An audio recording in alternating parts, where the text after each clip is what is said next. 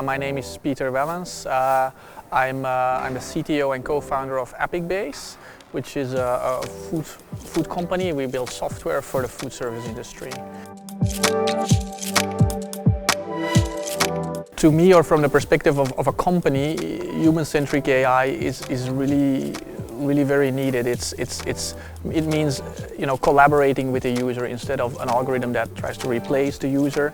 You really try to work together with the user, and in a certain way it makes it easier because you have another intelligent partner, namely the human, our customer, to spar with. So if we can't yet solve something, the user might solve that, and in this sort of conversation you can get to intelligence and get to greater results and assist the user. So to me that's the core of human-centric AI.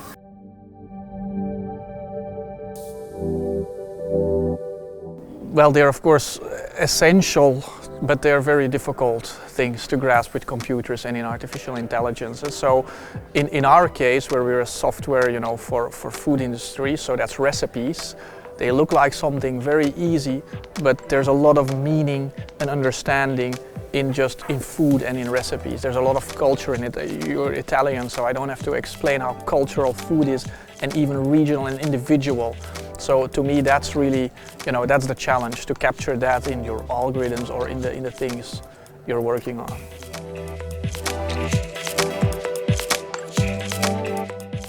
Language is, I think, always essential, because it's so human.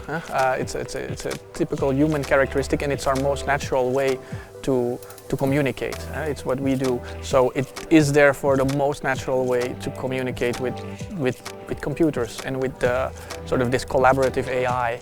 So that should always be the end goal, to have natural communication.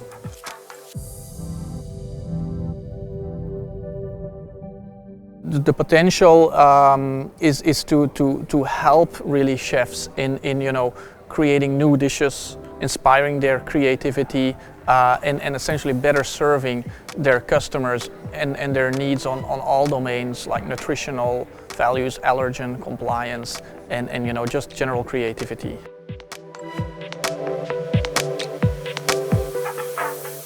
This is less my domain, but the way I see it is it's very interesting, because the way human-centric AI approaches these things is to see what are humans good at, and this is interpreting a text, really finding meaning.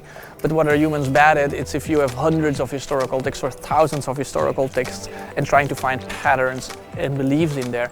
And the way I see it here is that you let the computers do that, but you involve the human to look at it and to help him and to verify these patterns, to help then the AI, and the AI helps the human. So to really see what are both good at and bring them together.